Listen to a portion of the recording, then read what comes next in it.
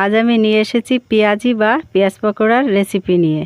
এই পেঁয়াজ পকোড়ার রেসিপি তৈরি করতে লাগে পেঁয়াজ, চালের গুঁড়ো, বেসন, হলুদ, নুন, কাঁচা লঙ্কা কুচি, একটা গোটা ডিম, কালো জিরে।